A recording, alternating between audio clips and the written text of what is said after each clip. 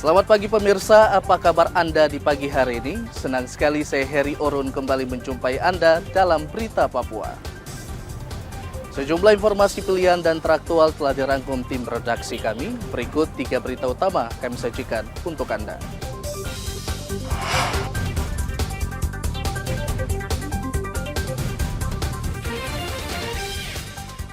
Pasca putusan Mahkamah Konstitusi yang menggugurkan Cawagup Papua nomor urut 1, situasi di Papua masih aman.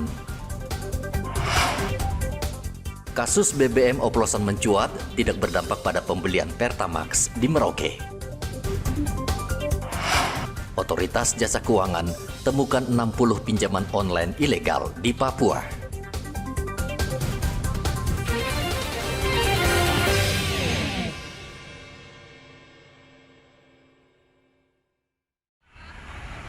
Mahkamah Konstitusi 24 Februari lalu sudah memutuskan sengketa Pilkada Gubernur Papua dengan putusan pemungutan suara ulang di seluruh kabupaten.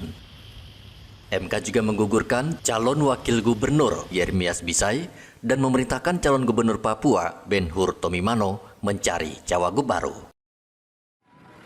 Gugurnya cawagup Yermias tidak mempengaruhi situasi keamanan di Papua. Kabid Humas Polda Papua, Kombes Ignatius Beni Adi Prabowo, memastikan 9 kabupaten di Papua aman. Ya, terkait dengan situasi Kamtibmas di wilayah Polda Papua, yaitu khususnya di Provinsi Papua, terhadap putusan Mahkamah Konstitusi terkait sengketa Pilkada Provinsi Papua pada hari Senin tanggal 24 Februari 2024 hingga saat ini secara umum masih aman dan kondusif. Tidak ada gangguan-gangguan Kamtibmas terkait dengan hasil putusan MK.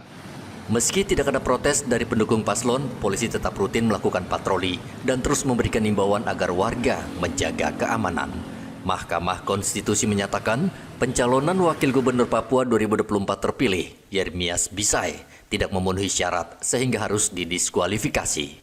Mahkamah Konstitusi kemudian memerintahkan Komisi Pemilihan Umum Papua melaksanakan pemungutan suara ulang pemilihan Gubernur Papua paling lama 180 hari setelah pembacaan putusan. Arthur melaporkan dari Kota Jayapura, Papua.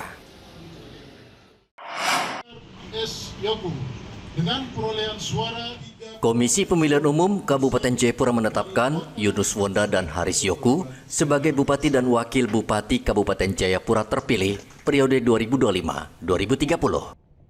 Penetapan digelar di halaman kantor KPU Jayapura Kamis kemarin.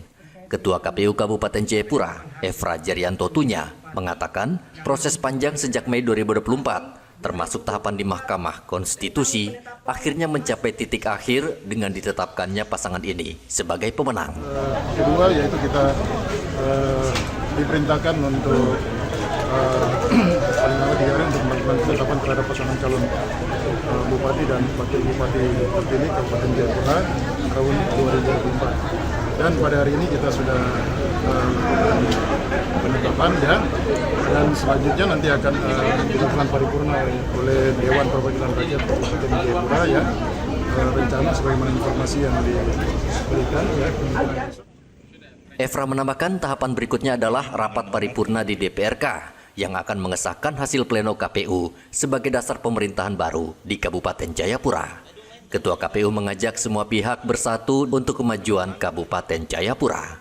Pilkada Kabupaten Jayapura diikuti 5 pasangan calon. Ari melaporkan dari Kabupaten Jayapura, Papua.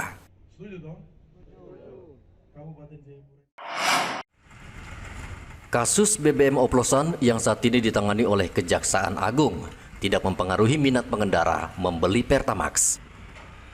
Dari hasil pemantauan di SPBU Ahmad Yani, Merauke, Papua Selatan, warga tetap membeli Pertamax. Warga mengaku membeli Pertamax karena tidak mau mengantre. Untuk menggunakan Pertamax setelah adanya berita pengoplosan itu? Tidak ada keraguan. Tidak ada keraguan? Tapi enggak khawatir kalau mobilnya nanti bakal gangguan kah atau rusak gimana? Kalau menurut saya sih aman saja sih. Aman saja ya. Jadi tetap menggunakan ini apa ini Pertamax ini? Tetap menggunakan. Oke, makasih. Pertamax. Pertama, Nah, adanya pengoplosan itu kira-kira apakah Anda ragu apa takut mobil rusak? Tidak. sebenarnya tidak, cuman kita beli Pertamax jadi berasa bukan Pertamax. Oh gitu. Ya dirugikan dari segi kualitas. Jadi ada keraguan juga ya? Ya betul.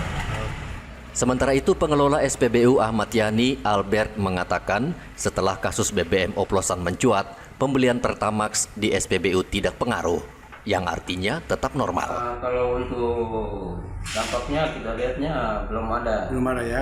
Jadi penjualan tetap seperti biasa. Tetap seperti biasa. Untuk Pertamax.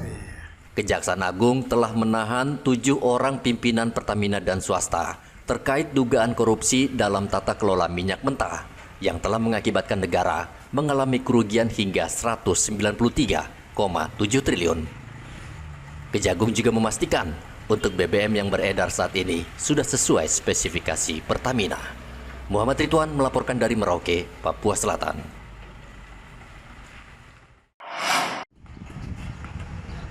Halaman Masjid Al-Aqsa Merauke akan dijadikan pusat kuliner selama Ramadan. Setiap tahun halaman masjid ini digunakan untuk penjualan makanan sahur dan berbuka. Slamet, panitia kuliner Ramadan, mengatakan sebanyak 105 UMKM telah mendaftar dan siap melayani seluruh umat Islam maupun umat Kristiani yang datang saat sahur dan berbuka. Kalau untuk kuliner di pasar Ramadan itu semuanya jumlahnya 109. 109 lapak yang terdiri dari 3 kategori, yang satu lapak utama, kemudian lapak mandiri dan lapak asongan. Oke.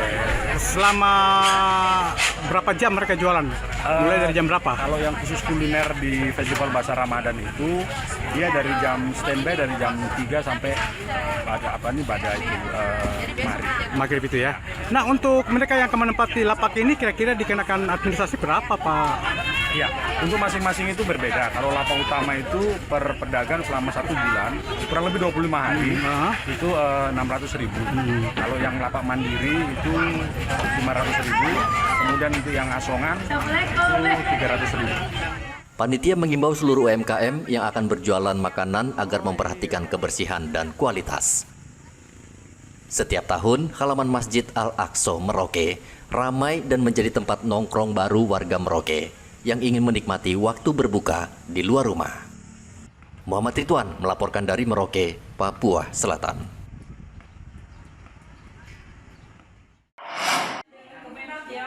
Calon jemaah haji asal Merauke, Papua Selatan mengungkapkan rasa syukur karena tahun ini bisa berangkat ke Tanah Suci untuk menunaikan rukun Islam kelima. Ungkapan syukur ini disampaikan saat calon jemaah haji mengikuti bimbingan teknis yang digelar Kementerian Agama wilayah Merauke. Ungkapan syukur calon jemaah haji itu bisa dimaklumi karena mereka sudah menunggu bertahun-tahun dan melunasi ongkos haji yang jumlahnya sangat besar. Sebagian dari mereka tidak bisa menyembunyikan rasa haru bercampur bahagia. Ini akan berangkat tunaikan haji, Bu ya? Iya. Iya. Ibu sudah melunasi NH? Sudah. Berapa jumlahnya Ibu yang melunasinya? 3 pelunasan saja. Iya. 30. Tidak, totalnya berapa? Oh, semuanya 55, 57. 700 sekian ya? Iya. Ibu berangkat sendiri, Bu? Sama anak. Sama anak ya. Oke. Ibu, bagaimana perasaan Ibu bisa berangkat tahun ini, Bu? Alhamdulillah, semangat. Mudah-mudahan di sana sehat, lancar. Rencananya tahun ini akan menunaikan ibadah haji juga, Pak ya? Insya Allah ya. Pak, untuk ONH sementara ini, apakah Bapak sudah melunasi? Belum ada perintah ya? Belum ada perintah. Kalau besaran ONH-nya Pak, tahun ini berapa yang disampaikan ke Bapak? Kurang lebih 57.600 sekian. 57 sekian ya? Untuk Merauke ya? Ya. Bapak berangkat sendiri apa dengan istri Pak? Dengan ibu. Ibu ya? Calon jemaah haji asal Merauke tahun ini berjumlah 82 orang. Sebanyak 20 calon jemaah haji hingga kini belum melunasi ongkos naik haji karena masih harus menunggu dari Kemenak Merauke dan pemeriksaan kesehatan secara menyeluruh. Muhammad Ridwan melaporkan dari Merauke, Papua Selatan.